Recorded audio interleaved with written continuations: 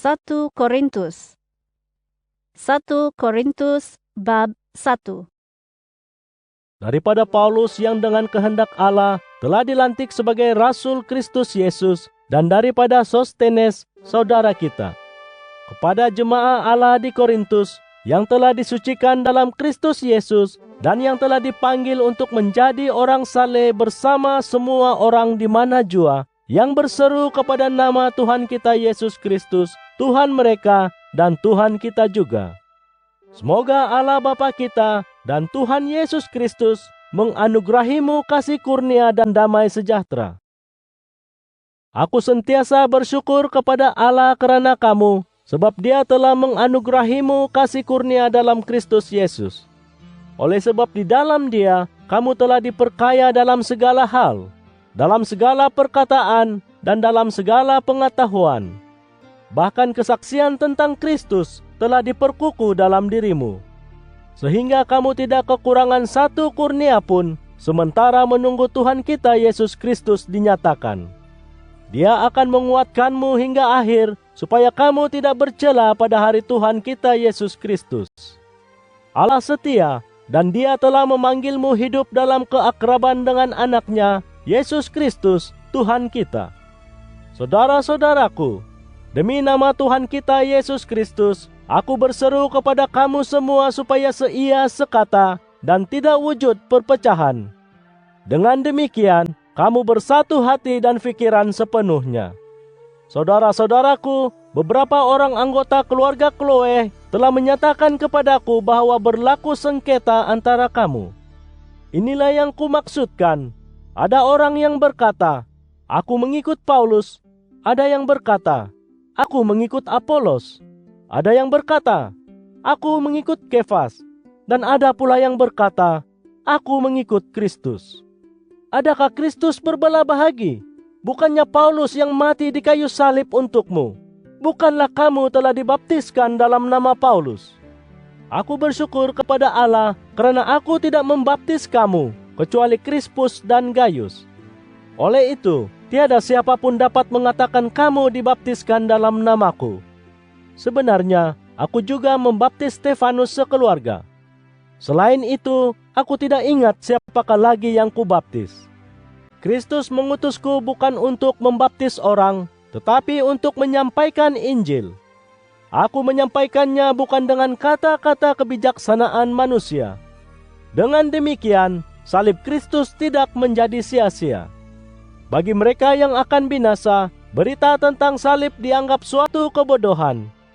Namun demikian, bagi kita yang diselamatkan Allah, berita itu menunjukkan kekuasaannya. Telah tersurat, Allah berfirman, aku akan memusnahkan kebijaksanaan orang yang bijak, dan kepandaian orang yang pandai aku akan ketepikan. Jadi, di manakah orang yang bijak? Di manakah ahli Taurat?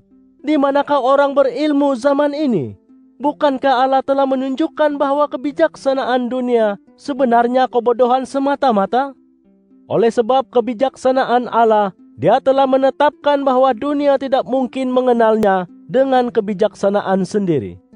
Allah berkenan menyelamatkan orang yang beriman kepadanya melalui berita yang kami kabarkan, yang dianggap sebagai kebodohan.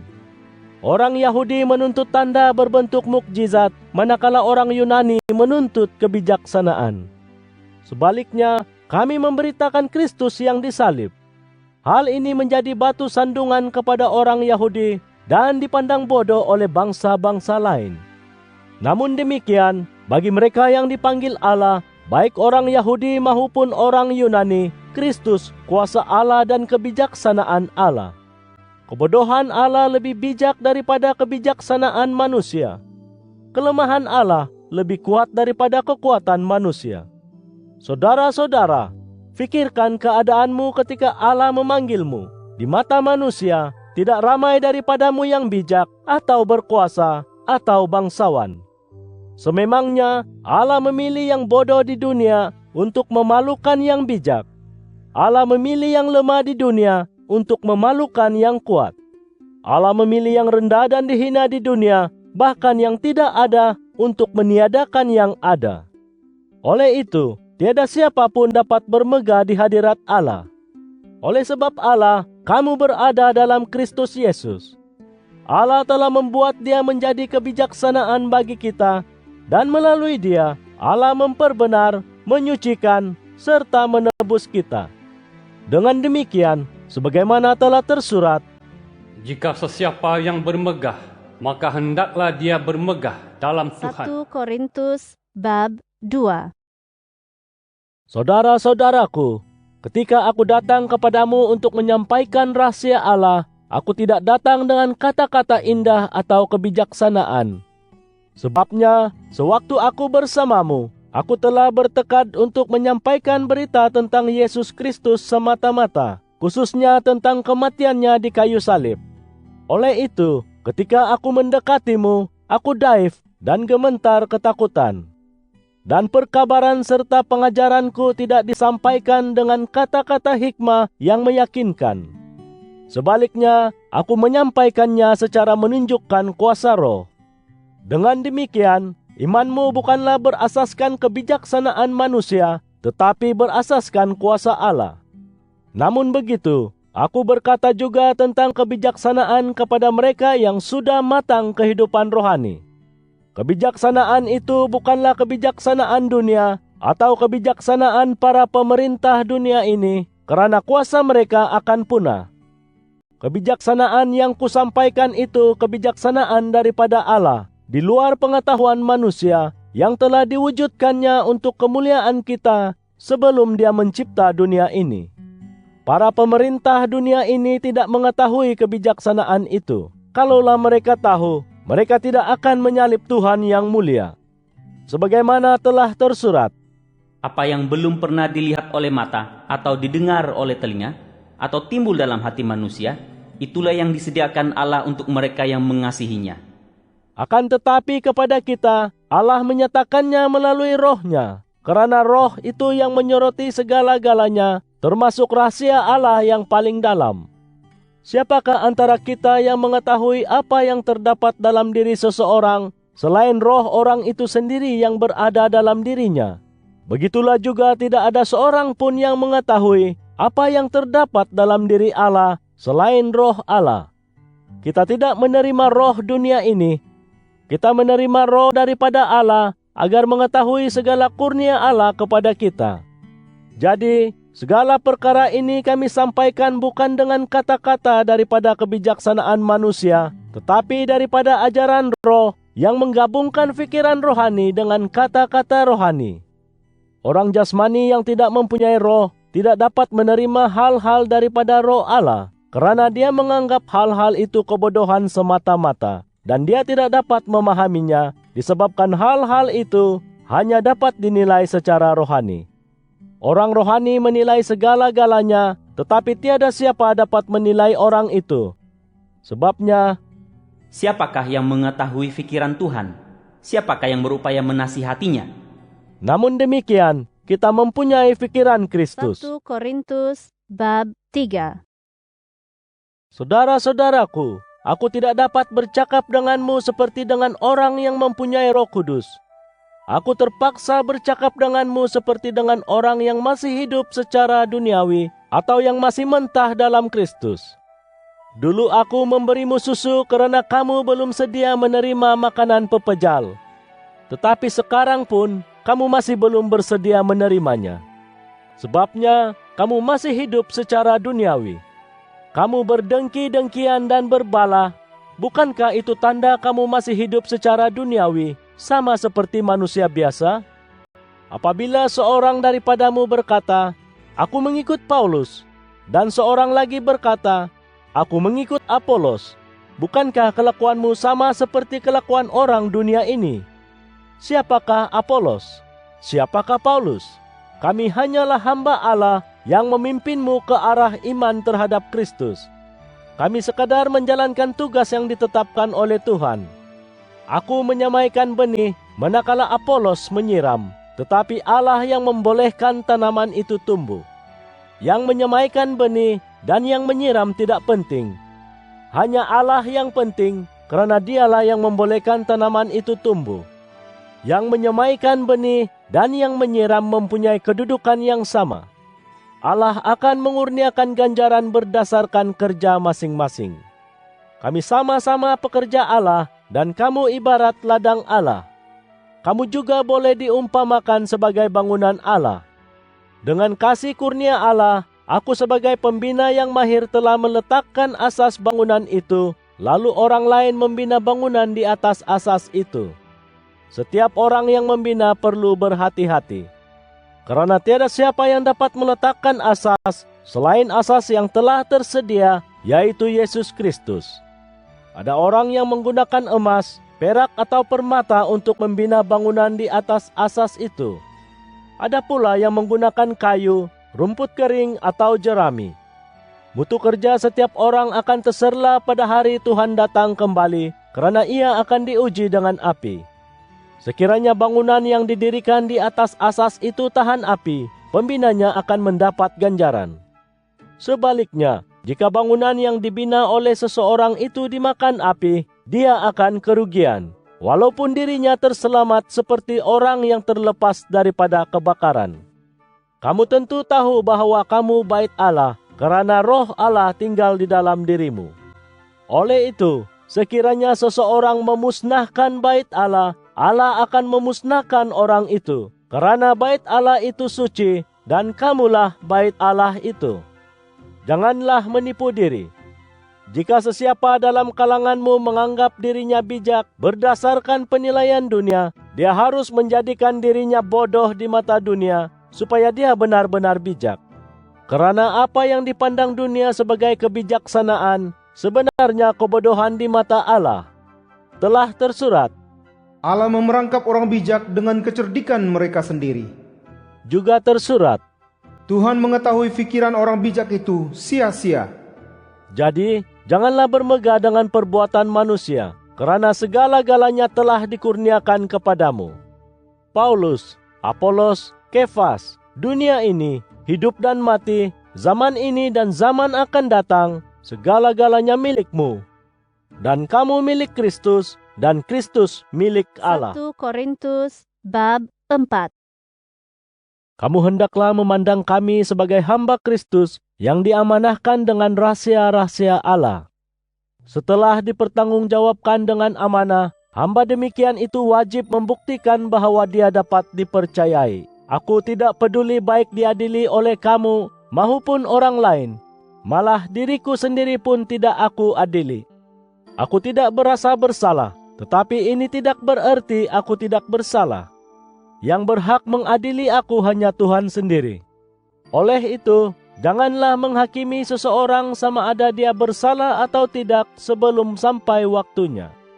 Tunggulah hingga Tuhan datang kembali dan mendedahkan segala rahasia yang diselubungi kegelapan, segala niat yang terpendam dalam hati manusia.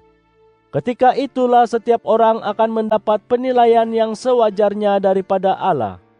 Saudara-saudaraku, untuk kebaikanmu, segala ini telah kukerjakan dalam diriku dan Apolos, supaya dengan mengikut teladan kami, kamu dapat mengerti kata-kata hikmah ini.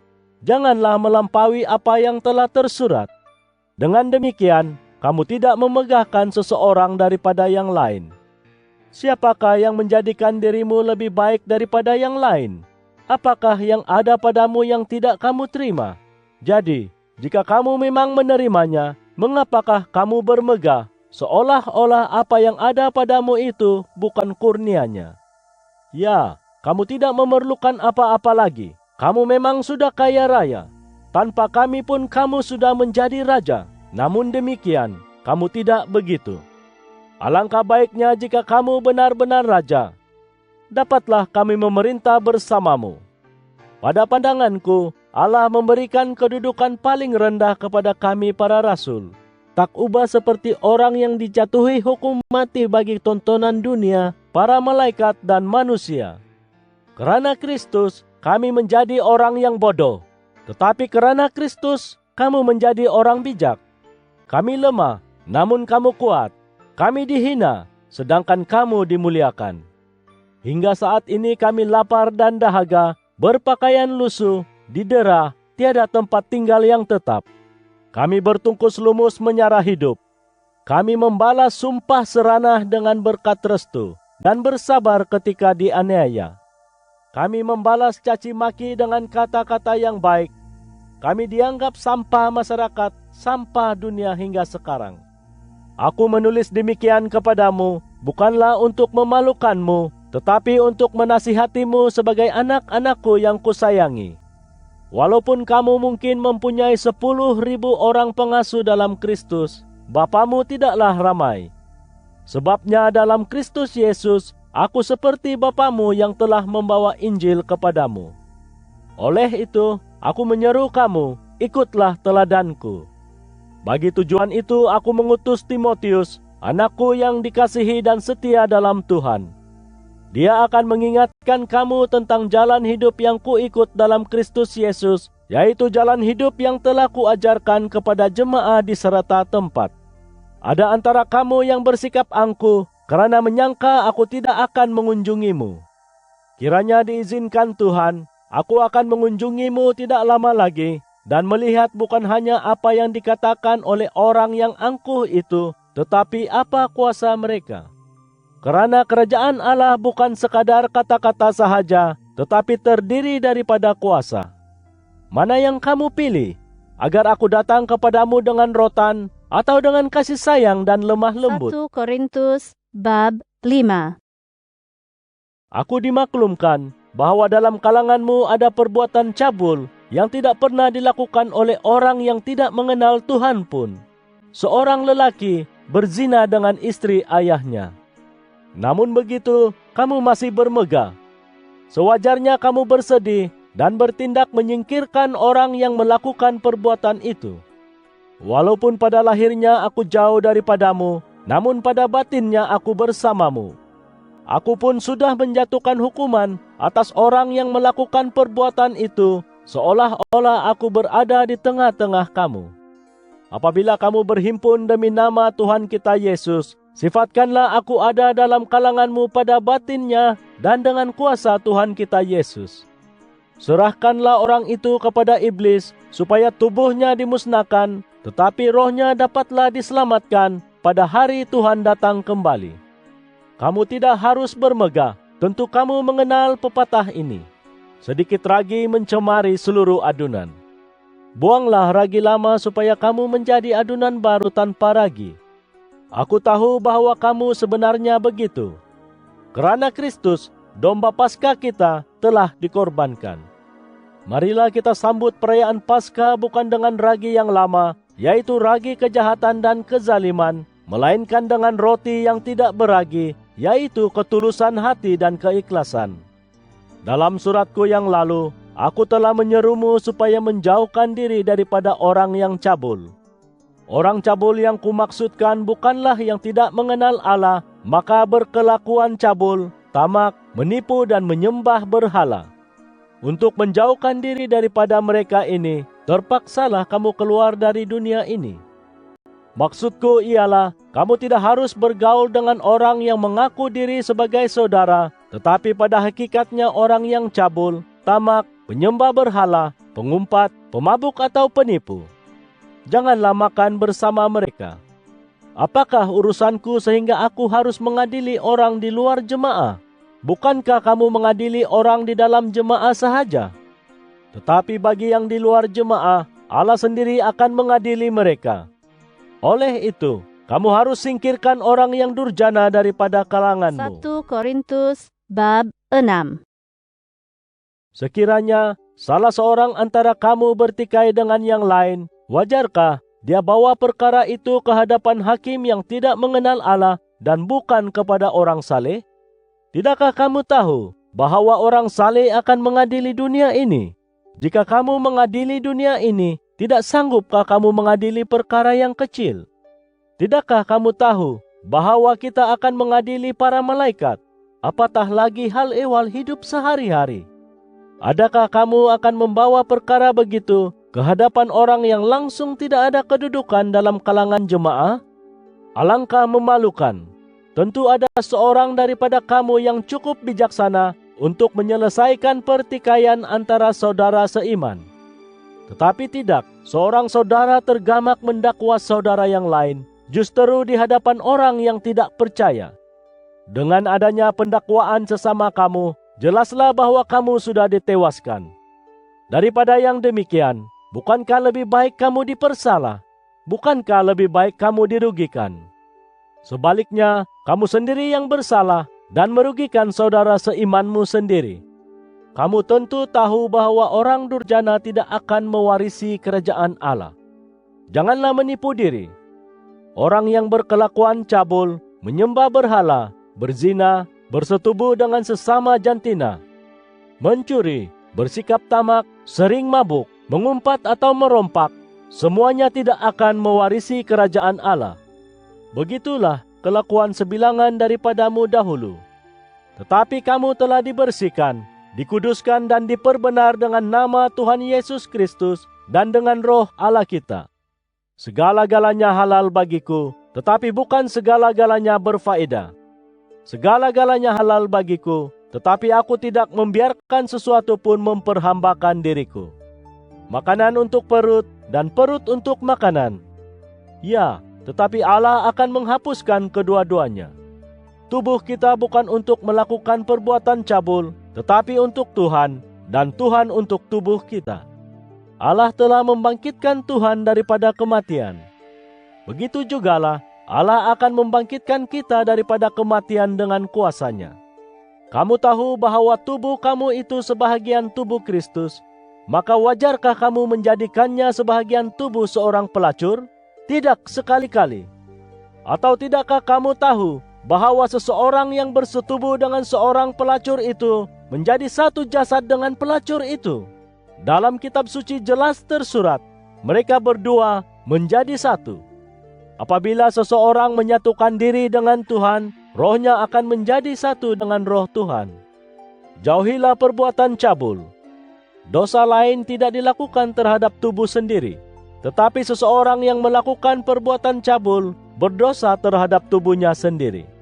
Kamu tentu tahu bahwa tubuhmu itu tempat kediaman Roh Kudus yang telah dikurniakan Allah kepadamu. Tubuhmu bukanlah milikmu, tetapi milik Allah. Allah telah membelimu dengan harga yang sudah dibayar sepenuhnya. Oleh itu, gunakanlah tubuhmu untuk memuliakan Allah. 1 Korintus bab 7. Sekarang, aku akan membincangkan masalah yang kamu kemukakan dalam suratmu. Jika seorang lelaki tidak berkahwin, itu memang baik. Namun demikian, supaya tidak tergoda melakukan perbuatan yang cabul, lebih baiklah setiap lelaki itu beristri dan setiap perempuan bersuami. Seorang suami harus menunaikan kewajiban kepada istrinya, begitu juga seorang istri kepada suaminya. Seorang istri tidak berkuasa atas tubuhnya sendiri, suaminya berkuasa atas tubuhnya. Demikianlah juga, seorang suami tidak berkuasa atas tubuhnya sendiri, istrinya yang berkuasa atas tubuhnya. Jangan renggangkan hubungan sebagai suami istri, kecuali sementara waktu dengan persetujuan bersama untuk bertumpu kepada ibadat doa. Tetapi setelah itu, teruskan hubungan sebagai suami istri, supaya iblis tidak berjaya menggodamu karena kamu tidak dapat menahan nafsu.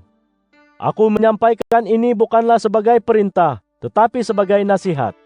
Memanglah, aku lebih suka sekiranya kamu semua sepertiku. Tetapi Allah memberikan kurnia yang khusus. Yang seorang kurnia ini, yang lain kurnia itu.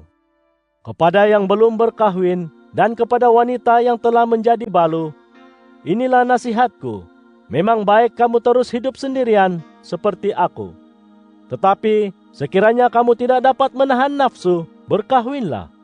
Ini lebih baik daripada membiarkan hawa nafsu bergelora. Kepada yang sudah berkahwin, inilah perintahku, yang sebenarnya bukan perintah aku, tetapi perintah Tuhan. Seorang istri tidak boleh meninggalkan suaminya. Tetapi jika seorang istri telah meninggalkan suaminya, dia mesti terus hidup bersendirian, atau dia boleh balik kepada suaminya. Seorang suami tidak boleh menceraikan istrinya. Kepada yang lain aku memberikan nasihat ini, yaitu nasihatku sendiri, bukan perintah Tuhan. Jika seorang lelaki beriman mempunyai istri yang tidak beriman, dan istri itu bersetuju terus hidup bersamanya, maka lelaki itu tidak boleh menceraikan istrinya. Jika seorang wanita beriman mempunyai suami yang tidak beriman, dan suami itu bersetuju untuk terus hidup bersamanya, maka wanita itu tidak boleh menceraikan suaminya. Seorang suami yang tidak beriman menjadi suci karena istrinya. Demikian juga, seorang istri yang tidak beriman menjadi suci karena suami. Jika tidak, anak-anakmu akan menjadi anak-anak yang tercela. Tetapi dengan demikian, mereka ialah anak-anak yang suci. Namun demikian, jika seseorang yang tidak beriman hendak meninggalkan istri atau suaminya yang beriman, biarkanlah dia berbuat demikian. Jika ini terjadi, saudara atau saudari itu tidak terikat lagi. Allah mahu kamu semua hidup aman damai. Wahai istri yang beriman, bagaimana kamu boleh pasti bahwa kamu tidak akan dapat menyelamatkan suamimu? Demikian juga, wahai suami yang beriman, bagaimana kamu boleh pasti bahwa kamu tidak akan dapat menyelamatkan istrimu? Setiap orang harus hidup dalam keadaan yang ditetapkan Tuhan untuknya ketika Allah memanggilnya. Demikianlah ajaran yang telah kusampaikan kepada semua jemaah. Contohnya, jika seseorang itu sudah pun bersunat sewaktu Allah memanggilnya, janganlah pula dia cuba menghilangkan tanda sunat itu. Demikian juga, sekiranya seseorang itu tidak bersunat semasa Allah memanggilnya, janganlah dia meminta disunatkan. Bersunat atau tidak bersunat bukan perkara yang terpenting. Yang terpenting ialah taat akan perintah Allah. Setiap orang harus terus hidup dalam keadaannya ketika dia telah dipanggil Allah. Jika kamu hamba ketika dipanggil Allah, janganlah bersusah hati karena itu. Tetapi jika kamu mendapat peluang untuk menjadi orang merdeka, ambillah peluang itu. Hamba yang beriman kepada Tuhan menjadi orang merdeka di mata Tuhan. Begitu juga orang merdeka yang beriman kepada Kristus menjadi hamba kepada Kristus. Kamu telah dibeli dengan harga yang dibayar sepenuhnya, maka janganlah kamu menjadi hamba manusia. Saudara-saudaraku, masing-masing hiduplah bersama Allah dalam keadaan yang sama seperti ketika dipanggil Allah. Tuhan tidak memberiku perintah tentang orang yang belum kawin, tetapi aku menasihatimu, karena dengan belas kasihan Tuhan, aku boleh dipercayai. Oleh sebab kini kita diancam pelbagai pancaroba, aku yakin bahwa setiap lelaki baiklah meneruskan hidup dalam keadaannya sekarang. Sekiranya kamu sudah beristri, janganlah cuba menceraikan istrimu. Jika kamu belum beristri, usahlah berkahwin. Namun demikian, kalau kamu berkahwin, kamu tidaklah berdosa. Demikian juga, jika seorang gadis berkahwin, dia tidak berdosa. Tetapi orang yang berkahwin banyak menghadapi masalah. Aku mahu kamu bebas daripada masalah itu. Saudara-saudaraku, maksudku demikian. Masa kita sudah semakin suntuk. Mulai sekarang, setiap lelaki yang beristri, hiduplah seolah-olah tidak beristri. Orang yang menangis, hiduplah seolah-olah tidak bersedih. Orang yang tertawa, hiduplah seolah-olah tidak gembira. Orang yang membeli barang, sifatkanlah seolah-olah barang yang dibeli itu tidak dimilikinya. Orang yang menggunakan barang-barang yang ada di dunia, seolah-olah tidak menggunakannya, karena dunia dalam keadaan sekarang sedang lenyap. Aku mahu kamu bebas daripada kerunsingan. Seorang yang tidak beristri akan menumpukan minat kepada hal-hal Tuhan untuk mendapat keredaan Tuhan. Sebaliknya, seorang yang mempunyai istri akan menumpukan perhatian kepada hal-hal duniawi untuk menggembirakan istrinya. Dengan demikian, perasaannya berbelah bagi. Seorang wanita atau gadis yang tidak bersuami menumpukan minatnya kepada hal-hal Tuhan karena ingin mengabdikan seluruh jiwa raganya kepada Tuhan. Tetapi seorang wanita yang telah bersuami akan memusatkan perhatian kepada hal-hal duniawi untuk menyukakan hati suaminya. Aku menasihati kamu demikian untuk menolongmu. Aku tidak mahu melarangmu membuat itu dan ini. Aku ingin kamu melakukan apa yang wajar dan mengabdikan diri sepenuh hati kepada Tuhan. Sekiranya seorang lelaki berasa dia tidak adil terhadap tunangnya, dan jika gadis itu semakin meningkat usianya, dan dia berasa dia patut berkahwin dengan gadis itu, maka dia harus bertindak menurut hasratnya. Dia tidaklah berdosa jika berkahwin. Tetapi jika seorang lelaki dengan kerelaannya sendiri mengambil keputusan dalam hatinya untuk tidak berkahwin dengan gadis tunangnya itu, dan dia dapat mengawal nafsunya serta tahu apa yang akan dilakukannya, maka lebih baiklah dia tidak berkahwin. Tegasnya, berkahwin itu baik, tetapi tidak berkahwin lebih baik lagi. Seorang wanita yang telah berkahwin terikat kepada suaminya hanya sepanjang hayat suaminya itu. Setelah suaminya meninggal dunia, wanita itu bebas berkahwin lagi dengan sesiapa sahaja lelaki pilihannya, asalkan dia seorang beriman dalam Tuhan.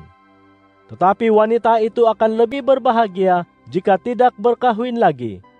Ini pikiranku sendiri, tetapi aku yakin aku mendapat panduan daripada Roh Allah. 1 Korintus bab 8. Sekarang, tentang soal makanan yang telah dipersembahkan kepada berhala. Kita tahu bahwa kita semua mempunyai ilmu pengetahuan. Tetapi ilmu pengetahuan boleh membuat orang angkuh, manakala kasih membina hidup. Seseorang yang menyangka dirinya serba tahu, sebenarnya tidak mengetahui apa yang patut diketahui. Tetapi seseorang yang mengasihi Allah dikenal oleh Allah. Tentang makan makanan yang dipersembahkan kepada berhala, kita tahu bahwa berhala tidak bererti apa-apa pun di dunia. Kita tahu bahwa Allah itu Esa, tiada Tuhan selain Allah. Walaupun ramai yang dipanggil Allah dan Tuhan di surga dan di bumi. Namun bagi kita Allah ialah Esa, Bapa yang mencipta segala-galanya, dan untuk Dialah kita hidup. Tuhan kita juga Esa, yaitu Yesus Kristus. Segala-galanya dicipta melaluinya, dan kerana Dialah kita hidup. Tetapi tidak semua orang yang mengetahui hakikat ini. Ada orang yang hingga sekarang ini sudah biasa menyembah berhala, dan apabila mereka makan makanan yang telah dipersembahkan kepada berhala, mereka merasakan bahwa makanan itu makanan berhala. Oleh itu, hati nurani mereka yang lemah menjadi ternoda. Sebenarnya, makanan tidak dapat mengeratkan hubungan kita dengan Allah. Kita tidak akan rugi jika kita tidak makan makanan itu, dan tidak pula untung jika memakannya. Namun demikian, berhati-hatilah, jangan sampai kebebasanmu melakukan apa sahaja menjadi batu sandungan kepada orang yang lemah.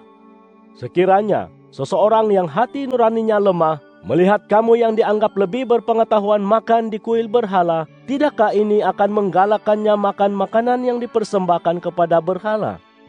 Dengan demikian, pengetahuan kamu itu membawa kebinasaan kepada saudaramu yang lemah itu, sedangkan Kristus telah mati untuknya juga.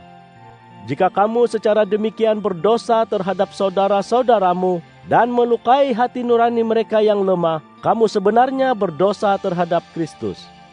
Jadi, jika makanan menyebabkan saudaraku berdosa, aku tidak akan makan daging lagi, supaya jangan sampai aku membuat saudaraku tersandung. 1 Korintus bab 9. Bukankah aku seorang yang merdeka? Bukankah aku seorang rasul? Tidakkah aku pernah melihat Yesus Tuhan kita? Bukankah kamu hasil kerjaku untuk Tuhan? Mungkin orang lain enggan mengakui aku sebagai rasul, tetapi kamu pasti mengakuiku. Hidupmu yang bersatu dengan Tuhan membuktikan kerasulanku. Apabila orang mengecamku, kujawab demikian. Tidak berhakkah kami menerima makanan dan minuman untuk kerja kami? Tidakkah kami berhak membawa istri yang beriman, sebagaimana yang dilakukan oleh saudara-saudara Tuhan dan oleh rasul-rasul lain termasuk Kefas? Wajarkah aku dan Barnabas sahaja mencari nafkah sendiri? Tiada askar yang menyara diri sendiri dalam angkatan perang. Tiada peladang yang tidak makan buah anggur dari ladang sendiri. Tiada gembala yang tidak minum susu daripada domba sendiri. Adakah aku mengatakan semua ini hanya dari segi pandangan manusia? Tidakkah hukum Taurat juga menyuarakan perkara ini? Telah tersurat dalam Taurat Musa, Jangan berangus mulut lembu yang sedang mengirik bijirin. tentulah Allah tidak menumpukan perhatian kepada lembu sahaja. Bukankah kita yang dimaksudkan oleh Allah dalam firman itu? Tentu sekali. orang yang membajak dan menuai memang wajar bekerja dengan harapan menerima sebahagian daripada tuaian. Kami telah menyemai benih rohani dalam hidupmu. Memang patutlah kami menuai sedikit hasil kebendaan daripadamu. Jika orang lain berhak mengharapkannya daripadamu, bukankah kami lebih berhak lagi? Namun demikian, kami tidak menggunakan hak itu. Kami lebih suka menanggung segala-galanya supaya tidak tergandala penyebaran Injil tentang Kristus. Kamu tentu tahu bahwa orang yang bekerja dalam bait suci menerima makanan dari bait suci. Orang yang bertugas mempersembahkan korban di atas mazbah menerima sebahagian daripada korban itu. Begitu jugalah Tuhan telah menetapkan bahwa orang yang menyampaikan Injil harus menerima nafkah daripada kerja itu. Tetapi aku belum menggunakan satu pun hak itu. Aku menulis demikian bukanlah untuk menuntut hak-hak itu bagi diriku. Biarlah aku mati daripada kehilangan apa yang kumegahkan. Namun demikian, aku tidak berhak untuk bermegah dengan menyampaikan Injil kerana kerja ini telah menjadi kewajipanku. Malanglah aku jika tidak menjalankannya. Andainya aku melakukannya mengikut kehendakku sendiri, patutlah aku mengharapkan upah. Tetapi aku melakukannya sebagai kewajipan kerana Allah telah memberiku tugas itu. Jadi, apakah upahku? Upahku ialah mendapat hak istimewa untuk menyampaikan Injil tanpa meminta bayaran atau menuntut hakku sebagai penyebarnya.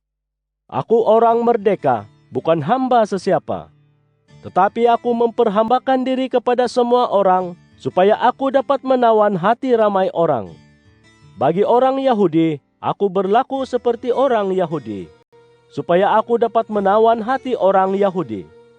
Bagi orang yang terikat kepada Taurat, aku berlaku seperti orang yang terikat kepada Taurat. Padahal aku tidak terikat kepada Taurat. Aku berbuat demikian supaya aku dapat menawan hati mereka. Bagi orang yang tidak terikat kepada Taurat, aku berlaku seperti orang yang tidak terikat kepada Taurat. Aku berbuat demikian supaya aku dapat menawan hati mereka. Ini tidaklah bermakna aku tidak taat akan hukum Allah. Sebenarnya, aku dikuasai oleh hukum Kristus. Bagi mereka yang lemah, aku berlaku lemah untuk menawan hati mereka. Aku menjadi segala-galanya kepada semua orang, supaya dengan sedaya upaya aku dapat menyelamatkan seramai mungkin. Aku melakukan semua ini untuk Injil. Semoga aku juga turut mendapat berkat-Nya. Sebagaimana kamu tahu, dalam lomba lari, semua peserta mengambil bahagian, tetapi hanya seorang yang mendapat hadiah.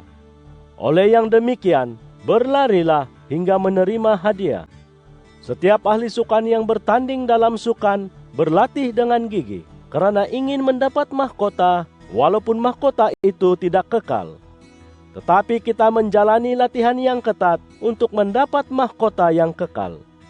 Oleh itu, aku terus-menerus lari ke garis penamat. Juga seperti ahli tinju, aku tidak mahu mensia-siakan tumbukanku. Aku bersungguh-sungguh melatih tubuhku untuk menguasai diri, supaya aku tidak ditolak setelah mengkabarkan Injil kepada orang lain. 1 Korintus bab 10. Saudara-saudaraku, aku ingin mengingatkan kamu bahwa nenek moyang kita berada di bawah awan dan semuanya menyeberangi Laut Merah. Mereka semua dibaptiskan di dalam awan dan laut itu untuk menjadi pengikut Musa. Mereka makan makanan rohani yang sama dan minum minuman rohani yang sama dari batu pejal rohani yang menyertai mereka, dan batu pejal rohani itu ialah Kristus sendiri. Namun demikian, Allah tidak meredai kebanyakan daripada mereka, maka mayat mereka bergelimpangan di gurun. Semua ini menjadi contoh kepada kita, supaya kita tidak ingin akan kejahatan seperti mereka dahulu, dan supaya kita tidak menyembah berhala seperti sebilangan daripada mereka. Telah tersurat, Umat itu duduk untuk makan minum, lalu bangkit untuk bersukaria. janganlah kita berkelakuan cabul seperti sesetengah mereka. Akibat perbuatan itu, 23.000 orang mati dalam sehari. Janganlah kita cubai Kristus seperti yang dilakukan oleh sebilangan daripada mereka.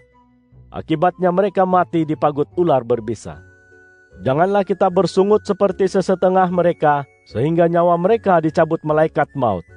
Semua yang terjadi kepada mereka merupakan suatu iktibar, dan telah ditulis untuk menjadi amaran kepada kita yang hidup pada akhir zaman. Sesiapa yang menyangka dirinya berdiri tegap, berhati-hatilah supaya tidak jatuh. Setiap cobaan yang kamu alami memang biasa dihadapi orang, tetapi Allah setia menepati janjinya.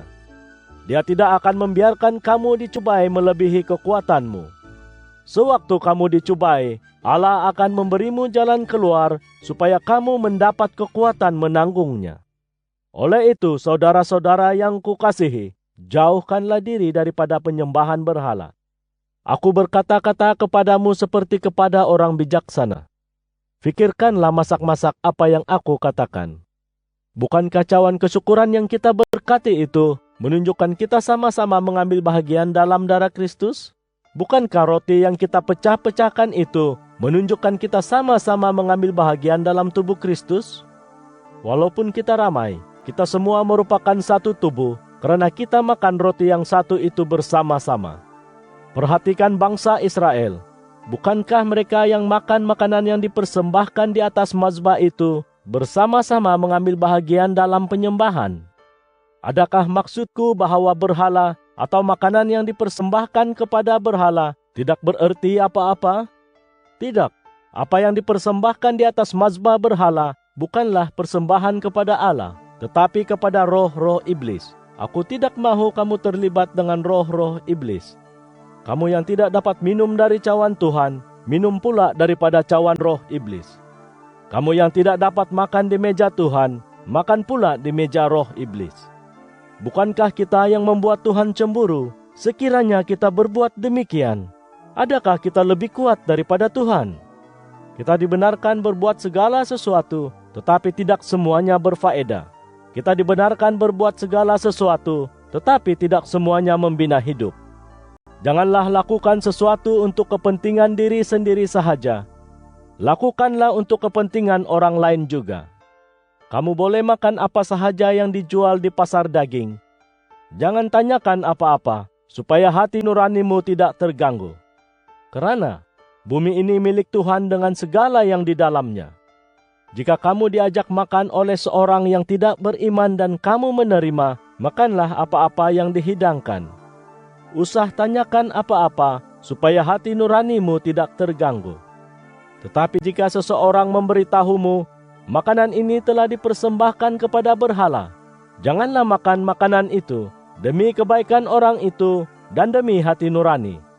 Maksudku bukan hati nuranimu, tetapi hati nurani orang itu. Mungkin ada yang bertanya, mengapa pula kebebasanku harus kubatasi untuk hati nurani orang lain? Jika aku turut makan dengan mengucap syukur kepada Allah atas makanan itu, mengapa orang harus mengecamku? Setiap yang kamu lakukan, baik makan maupun minum, lakukanlah untuk memuliakan Allah. Jagalah tingkah lakumu, jangan sampai menyebabkan orang lain berdosa, baik orang Yahudi atau orang Yunani, maupun jemaah Allah. Ikutlah teladanku. Dalam setiap yang kubuat, aku cuba menyukakan hati semua orang. Aku tidak melebihkan kepentingan diriku. Aku mengutamakan kepentingan orang lain untuk menyelamatkan mereka. 1 Korintus bab 11. Teladani aku, sebagaimana aku meneladani Kristus. Sekarang aku memujimu saudara-saudaraku, karena kamu mengingatiku dalam semua hal, dan memelihara segala ajaran yang telah kusampaikan kepadamu. Tetapi aku mahu kamu tahu, bahwa ketua setiap lelaki ialah Kristus, ketua wanita ialah lelaki, dan ketua Kristus ialah Allah. Jika seorang lelaki berdoa atau bernubuat dengan kepala bertudung, dia mengaibkan kepalanya.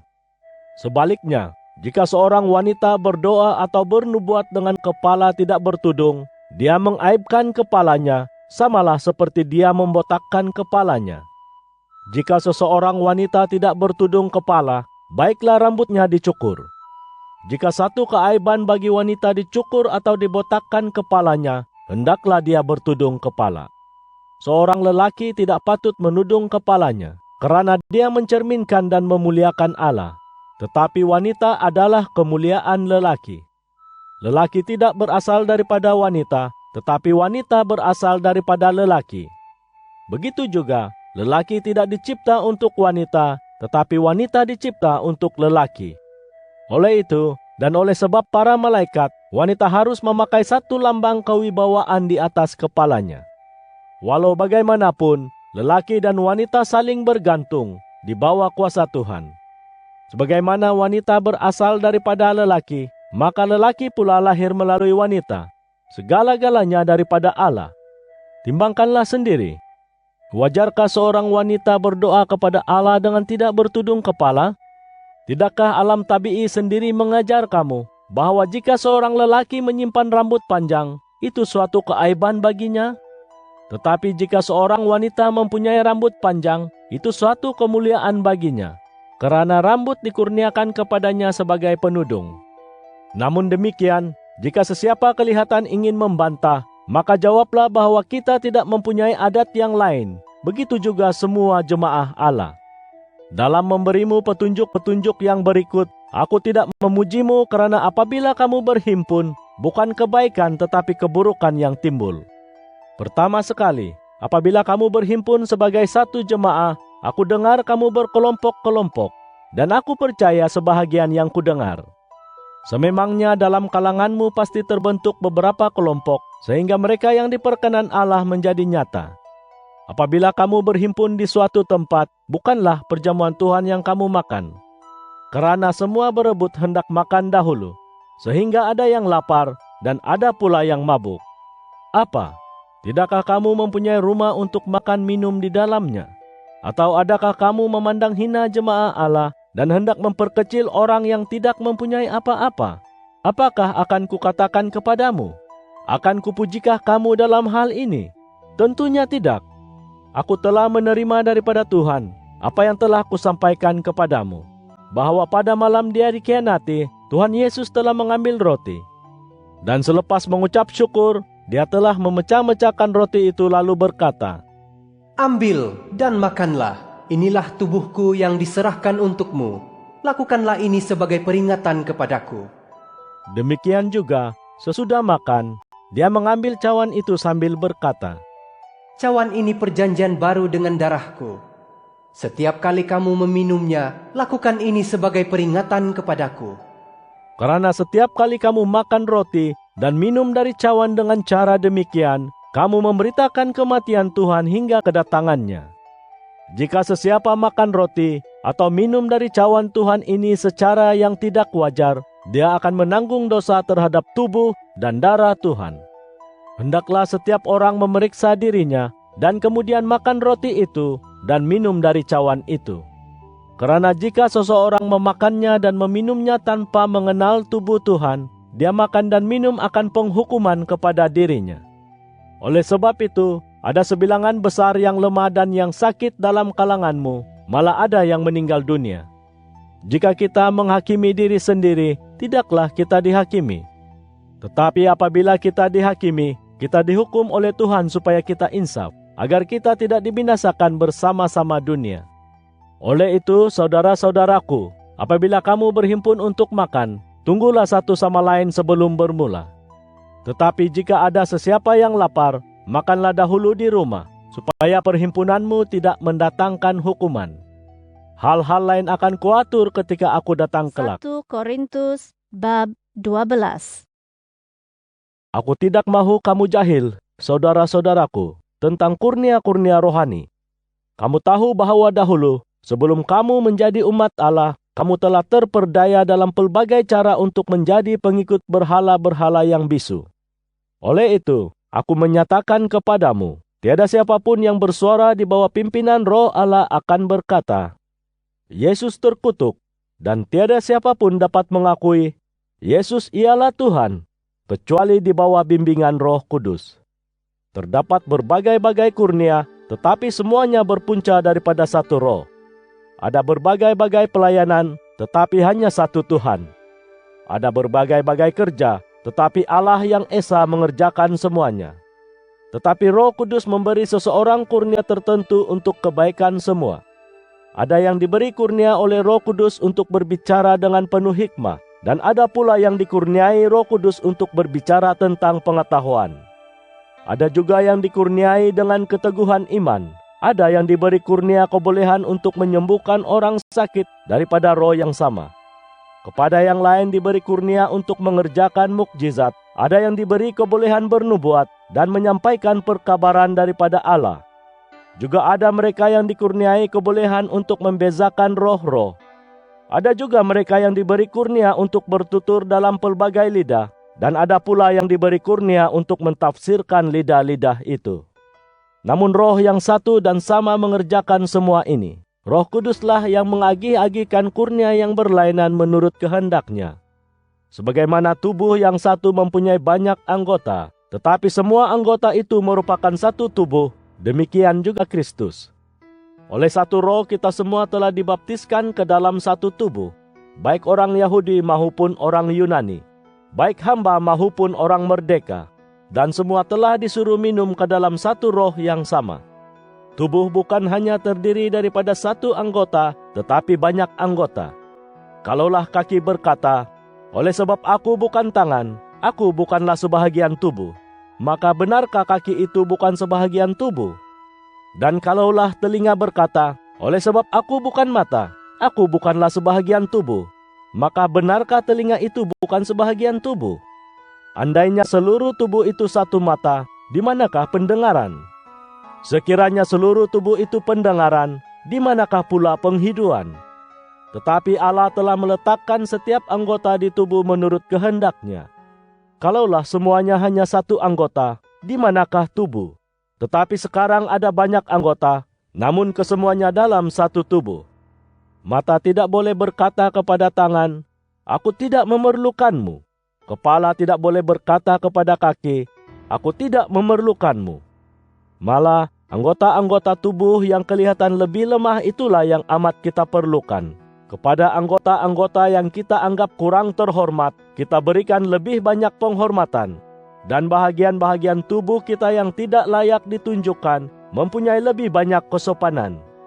Sedangkan bahagian-bahagian yang layak ditunjukkan tidak memerlukannya. Dalam mencipta tubuh, Allah telah memberikan lebih banyak penghormatan kepada bahagian yang kurang memilikinya. Supaya tidak ada perpecahan dalam tubuh, tetapi semua anggota sama-sama prihatin antara satu sama lain. Jika satu anggota menderita, semuanya turut menderita. Sebaliknya jika satu diberi penghormatan, semua turut bersukacita. Kamu adalah tubuh Kristus, dan setiap daripadamu anggota tubuh itu. Allah telah menentukan tempat masing-masing anggota jemaah. Pertama sebagai rasul-rasul, kedua nabi-nabi, ketiga guru-guru. Seterusnya mereka yang diamanahkan untuk melakukan pelbagai mukjizat, mereka yang diberi kurnia untuk menyembuhkan, untuk memberi pertolongan, untuk memimpin, dan untuk bertutur dalam aneka lidah. Adakah semua menjadi rasul? Adakah semua menjadi nabi? Adakah semua menjadi guru? Adakah semua melakukan mukjizat? Adakah semua diberi kurnia untuk menyembuhkan? Adakah semua dapat bertutur dalam pelbagai lidah? Adakah semua diberi kurnia untuk mentafsirkan bahasa-bahasa itu? Oleh itu, berusahalah kamu bersungguh-sungguh untuk mendapat kurnia-kurnia yang lebih besar. Aku akan menunjukkan kepadamu jalan yang lebih baik. 1 Korintus bab 13. Kalaupun aku dapat bertutur dalam semua lidah manusia, malah bahasa malaikat juga, tetapi tidak mempunyai kasih, maka aku hanya seperti gong tembaga yang berbunyi bising atau genta yang berdentang. Kalaupun aku diberi kurnia untuk bernubuat dan mengetahui semua rahasia serta ilmu, malah memiliki kekuatan iman yang dapat mengali gunung ganang, tetapi tidak mempunyai kasih, maka aku langsung tidak bererti. Begitu juga, kalaupun aku memberikan segala milikku untuk memberi makan kepada orang miskin, atau menyerahkan tubuhku untuk dibakar, tetapi tidak mempunyai kasih, maka aku langsung tidak berguna. Kasih itu penyabar dan penyayang. Kasih tidak iri hati, tidak membanggakan diri, dan tidak angkuh. Kasih tidak berkelakuan biadab, tidak memburu kepentingan sendiri, tidak cepat meradang, tidak memperhitungkan kesalahan orang lain. Kasih tidak gembira dengan kejahatan, tetapi gembira meraihkan kebenaran. Kasih tahan menderita segala-galanya, percaya akan segala-galanya, berharap akan segala-galanya, terus-menerus menanggung segala-galanya.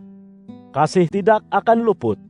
Nubuat-nubuat akan berakhir, bahasa-bahasa akan berhenti, dan ilmu pengetahuan akan lenyap. Kerana pengetahuan dan nubuat kita tidak sempurna. Setelah yang sempurna datang, maka yang tidak sempurna akan disingkirkan. Pada zaman kanak-kanak, aku bercakap secara kanak-kanak, mengerti secara kanak-kanak.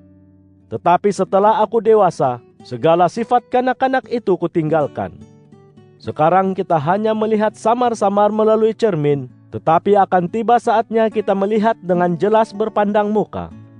Demikianlah, sekarang aku hanya mengetahui sebahagian, tetapi akan tiba masanya aku mengetahui sepenuhnya, sebagaimana aku diketahui. Hanya 3 yang tinggal, iman, harapan, dan kasih.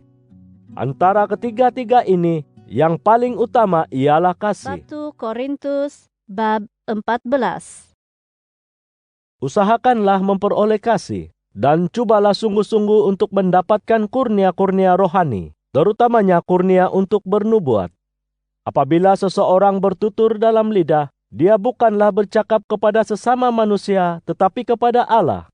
Dia bertutur tentang hal-hal rahasia dengan roh. Sebaliknya, apabila seseorang bernubuat, dia bercakap kepada sesama manusia dengan kata-kata yang membina, menasihati, dan menghibur. Orang yang bertutur dalam lidah membina diri sendiri, manakala orang yang bernubuat membina jemaah. Aku suka jika kamu bertutur dalam lidah, tetapi aku lebih suka jika kamu bernubuat, karena orang yang bernubuat lebih membawa manfaat daripada orang yang bertutur dalam lidah, kecuali jika dia mentafsirkan apa yang dituturkannya itu untuk membina jemaah. Saudara-saudaraku, bermanfaatkah bagimu sekiranya aku datang bertutur kepadamu dalam lidah?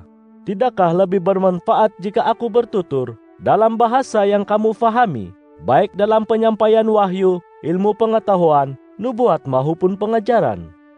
Samalah dengan benda-benda tidak bernyawa yang mengeluarkan bunyi, seperti seruling atau kecapi. Jika bunyinya tidak terang, bagaimana orang dapat mengetahui lagu apa yang dimainkan?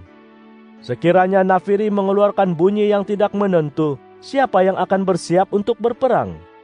Demikianlah juga, jika kamu tidak bertutur dengan bahasa yang jelas, bagaimanakah orang dapat mengetahui apa yang kamu katakan? Kamu seolah-olah bercakap kepada angin.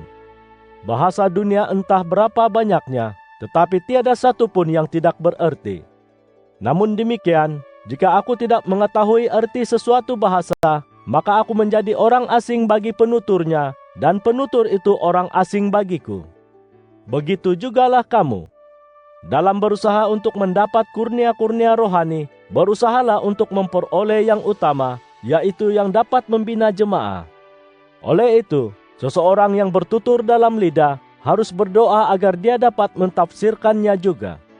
Kalaulah aku berdoa dalam lidah, maka hanya rohku yang berdoa, sedangkan akalku tidak menghasilkan apa-apa. Oleh itu, apa yang harus kulakukan? Aku akan berdoa dengan rohku dan akalku juga. Aku akan menyanyi dengan rohku dan akalku juga. Sekiranya kamu mengucap syukur hanya dengan rohmu, bagaimana orang yang tidak memahami dapat mengaminkan ucap syukurmu? Mereka tidak tahu apa yang kamu ucapkan. Oleh itu, walaupun ucap syukurmu itu baik, orang lain tidak dapat dibina. Aku mengucap syukur kepada Allah karena aku dapat bertutur dalam lidah lebih daripada kamu semua. Tetapi dalam perhimpunan jemaah, aku lebih suka mengucapkan 5 patah kata dari akalku daripada 10.000 patah dalam lidah. Dengan demikian, aku dapat menyampaikan pengajaran kepada orang lain. Saudara-saudaraku, janganlah kamu menjadi kanak-kanak dalam akal fikiranmu. Berhubungan hal kejahatan, memang kamu harus menjadi kanak-kanak, tetapi akal fikiranmu hendaklah matang. Dalam kitab Taurat telah tersurat, dengan bahasa-bahasa asing dan dari mulut orang asing, aku akan bersuara kepada bangsa ini. Namun demikian, mereka tidak akan mendengarku, Tuhan berfirman, "Oleh itu, bertutur dalam lidah adalah tanda, bukan bagi orang yang percaya, tetapi bagi orang yang tidak percaya. Manakala nubuat adalah tanda, bukan bagi orang yang tidak percaya, tetapi bagi orang yang percaya." Sekiranya seluruh jemaah berhimpun di suatu tempat dan semuanya bertutur dalam lidah, lantas masuk orang yang tidak tahu atau orang yang tidak percaya, tidakkah mereka menyangka kamu semua gila? Tetapi jika semuanya bernubuat, lalu masuk seorang yang tidak tahu atau yang tidak percaya, dia akan berasa diyakinkan dan dihakimi oleh segala yang didengarinya. Dengan demikian, segala rahasia hatinya akan ternyata, lalu dia sujud menyembah Allah serta mengakui bahwa Allah sesungguhnya ada bersamamu. Jadi bagaimana, saudara-saudaraku? Apabila kamu berhimpun, hendaklah masing-masing menyampaikan mazmur, atau pengajaran, atau wahyu, atau sesuatu dalam lidah, ataupun pentafsirannya. Tetapi hendaklah semuanya bertujuan untuk membina jemaah. Jika ada orang yang bertutur dalam lidah, biarlah 2 atau 3 orang sahaja, seorang lepas seorang, dan hendaklah ada orang yang mentafsirkannya. Sekiranya tiada yang dapat mentafsirkannya, janganlah dituturkan dalam perhimpunan itu. Tuturkanlah bagi diri sendiri dan kepada Allah. Bagi orang yang diberi kurnia sebagai nabi, biarlah 2 atau 3 orang sahaja yang bernubuat, dan yang lain menilainya. Tetapi sekiranya ternyata Allah mewahyukan sesuatu melalui seorang lain yang turut hadir, hendaklah orang pertama itu berhenti bernubuat. Kamu semua boleh bernubuat, seorang demi seorang, agar semua mendapat pengajaran dan kekuatan.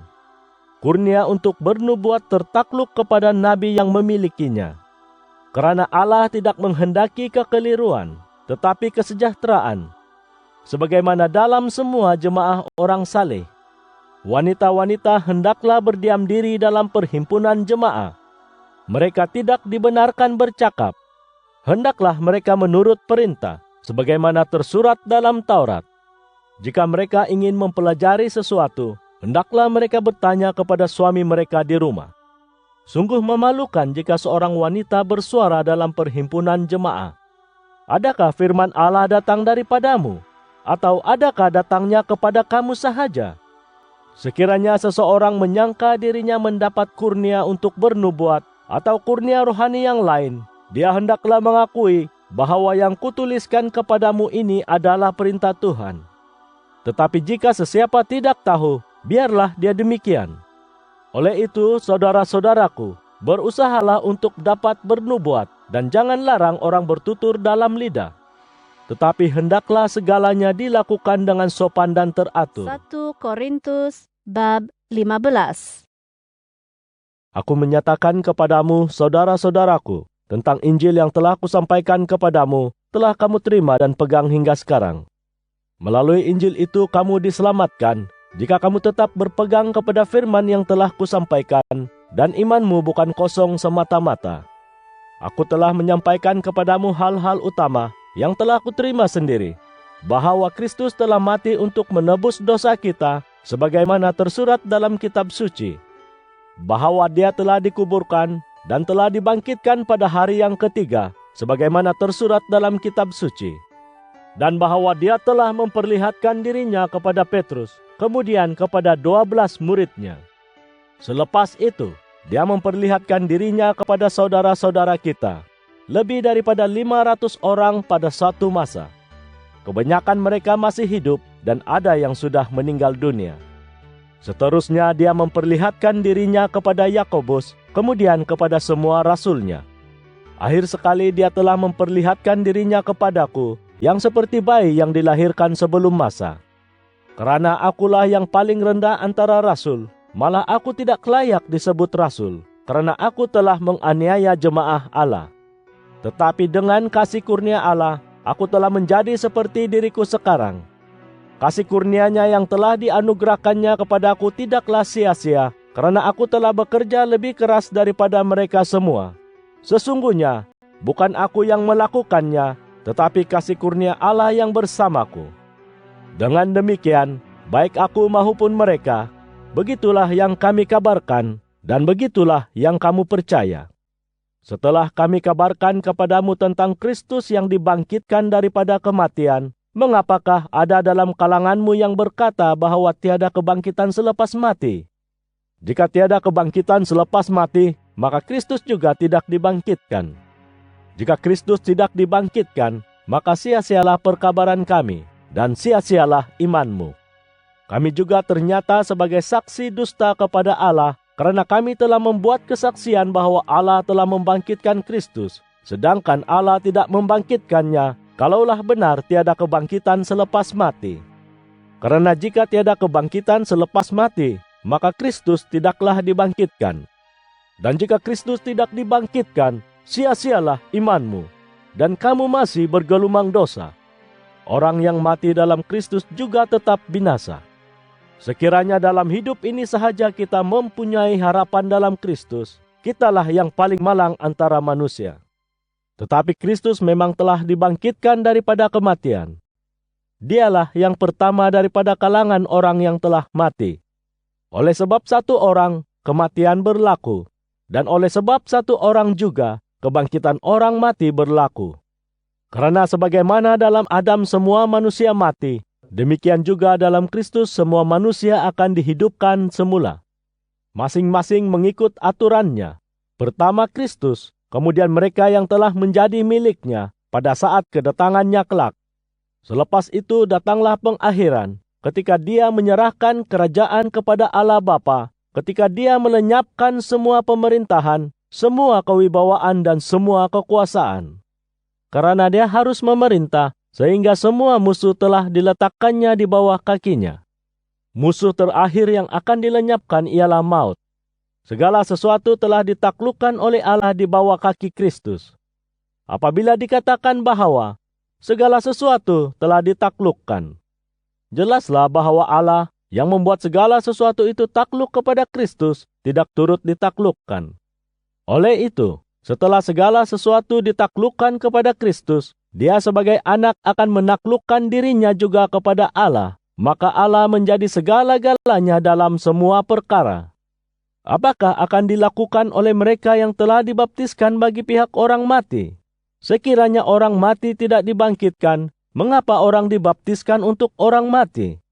Begitu juga kami, mengapa sepanjang masa kami rela menghadapi bahaya? Setiap hari aku menghadapi kematian. Aku mengakui ini, saudara-saudaraku, demi kebanggaanku denganmu yang kumiliki dalam Kristus Yesus, Tuhan kita. Jika menurut pertimbangan manusia, apa faedahnya bagiku berjuang seperti dengan binatang buas di Efesus? Juga, sekiranya orang mati tidak dibangkitkan, marilah kita makan dan minum, karena esok kita mati. Jangan kamu biarkan dirimu disesatkan orang. Kebiasaan yang baik musnah karena pergaulan yang buruk. Insaflah sepenuhnya dan jangan berbuat dosa lagi, karena dalam kalanganmu ada sebilangan yang tidak mengenal Allah. Aku berkata demikian supaya kamu berasa malu. Mungkin ada yang menyoal, bagaimana caranya orang mati dibangkitkan? Dengan tubuh yang bagaimanakah mereka akan hidup? Hai orang yang tidak berakal, sesuatu yang kamu semaikan tidak mungkin tumbuh jika tidak mati terlebih dahulu. Tambahan pula, yang kamu semaikan bukanlah seluruh tubuh tanaman, tetapi bijinya sahaja. Contohnya biji gandum atau biji-bijiran lain. Tetapi kemudian Allah memberikan biji itu suatu tubuh menurut kehendaknya. Setiap biji mempunyai tubuhnya yang tersendiri. Semua yang bernyawa tidak serupa. Rupa manusia berbeza dengan rupa binatang. Rupa burung berlainan dengan rupa ikan. Ada benda di langit dan ada benda di bumi. Kemuliaan benda di langit berbeza dengan kemuliaan benda di bumi. Kemuliaan matahari berbeza dengan kemuliaan bulan, dan berlainan pula dengan kemuliaan bintang-bintang. Manakala kemuliaan bintang-bintang berbeza antara satu sama lain. Demikianlah dengan kebangkitan orang mati, tubuh disemaikan dalam kebinasaan, dan dibangkitkan dalam ketidakbinasaan. Disemaikan dalam kehinaan, dibangkitkan dalam kemuliaan. Disemaikan dalam kelemahan, dibangkitkan dalam kekuatan. Disemaikan dalam tubuh jasmani, dibangkitkan dalam tubuh rohani. jika ada tubuh jasmani, maka adalah juga tubuh rohani. Sebagaimana telah tersurat, Adam, manusia yang pertama, menjadi makhluk yang hidup. manakala Adam yang terakhir menjadi roh yang menghidupkan. Yang pertama bukan rohani tetapi jasmani, dan yang kemudian adalah yang rohani. Karena manusia yang pertama berasal daripada debu bumi, tetapi manusia yang kedua berasal daripada surga. Seperti manusia yang berasal daripada debu bumi itu, begitulah semua orang yang berasal daripada debu bumi. Dan seperti manusia daripada surga itu, begitulah semua orang yang surgawi. Sebagaimana kita telah memakai rupa yang berasal daripada debu bumi itu, kita akan memakai rupa manusia yang berasal daripada surga. Saudara-saudaraku, aku ingin mengatakan kepadamu, daging dan darah tidak akan mendapat tempat dalam kerajaan Allah, dan sesuatu yang boleh binasa tidak akan mendapat tempat dalam ketidakbinasaan. Dengarlah, aku memberitahumu suatu rahasia. Tidak kita semua akan mati, tetapi semua akan diubah. Serta-merta dalam sekelip mata, ketika berbunyinya sangkakala yang terakhir. Pada saat itu orang mati akan dibangkitkan dalam ketidakbinasaan, dan kita yang masih hidup akan diubah. Karena yang boleh binasa ini mesti mengenakan bentuk yang tidak boleh binasa, dan yang boleh mati ini mesti mengenakan bentuk yang tidak boleh mati. Setelah ini berlaku, terbuktilah firman, Maut telah ditelan dalam kemenangan. Wahai maut, di manakah kemenanganmu? Wahai maut, di manakah sengatmu? sengat maut ialah dosa, manakala kuasa dosa ialah Taurat. Tetapi syukurlah kepada Allah yang telah memberi kita kemenangan melalui Tuhan kita Yesus Kristus. Oleh itu, saudara-saudara yang kukasihi, teguhkan pendirian, jangan berganjak, dan bersungguh-sungguhlah dalam pengabdianmu kepada Tuhan. Kamu tahu bahwa dalam Tuhan, jerih lelahmu tidak akan sia-sia. 1 Korintus bab 16. Sekarang aku menyentuh tentang pengumpulan bantuan bagi orang saleh. Lakukanlah sebagaimana yang telah kutentukan bagi semua jemaah di Galatia. Pada hari pertama setiap minggu, setiap orang daripada kamu hendaklah mengasingkan uang menurut kemampuan masing-masing dan menyimpannya. Janganlah setelah aku datang baru kamu mula mengumpulnya. Setelah aku tiba, aku akan menghantar sesiapa yang kamu anggap sesuai untuk membawa pemberianmu itu bersama surat ke Yerusalem. Sekiranya aku perlu pergi juga, mereka akan pergi bersamaku. Aku akan datang ke tempatmu selepas Makedonia, karena aku akan datang melalui Makedonia. Mungkin aku akan tinggal beberapa waktu denganmu, malah mungkin sepanjang musim dingin. Kemudian kamu boleh menolongku meneruskan perjalanan. Kali ini aku tidak mahu singgah sahaja. Aku berharap akan dapat tinggal agak lama denganmu jika diizinkan Tuhan. Namun demikian, aku akan tetap berada di Efesus sampai hari Pentakosta, karena pintu untuk melakukan pekerjaan besar telah terbuka luas bagiku, walaupun ramai orang yang menentang. Jika Timotius datang ke tempatmu, jangan biarkan dia berasa takut tinggal dalam kalanganmu, karena dia juga melakukan pekerjaan untuk Tuhan sama sepertiku. Oleh itu, jangan sesiapa memandang ringan kepadanya. Setiap orang hendaklah menolongnya, supaya dia dapat meneruskan perjalanan dengan sejahtera dan datang menemuiku, karena aku dan beberapa orang saudara lain menunggu kedatangannya. Tentang saudara kita Apolos, aku telah mendesaknya mengunjungimu bersama saudara-saudara yang lain, tetapi dia enggan pergi sekarang ini. Jika ada kesempatan, dia akan datang juga. Berhati-hatilah, berdiri teguh dalam iman, sentiasa berani dan gigih. Lakukan segala-galanya dalam kasih. Saudara-saudaraku, ada satu permintaanku kepadamu. Kamu sedia maklum bahwa Stefanus sekeluarga merupakan hasil pertama pelayananku di Akaya, dan mereka telah bertekad untuk mengabdikan diri kepada orang saleh. Aku meminta supaya kamu tunduk kepada orang yang demikian, dan kepada semua yang turut berusaha dengan kami.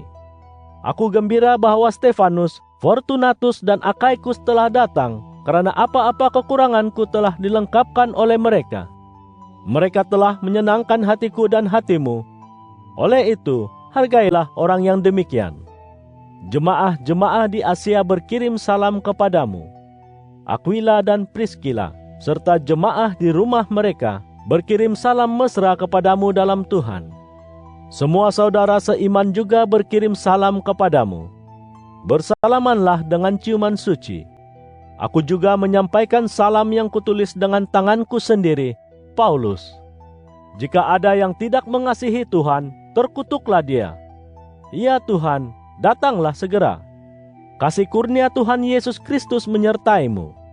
Kasihku menyertai kamu semua dalam Kristus Yesus. Amin.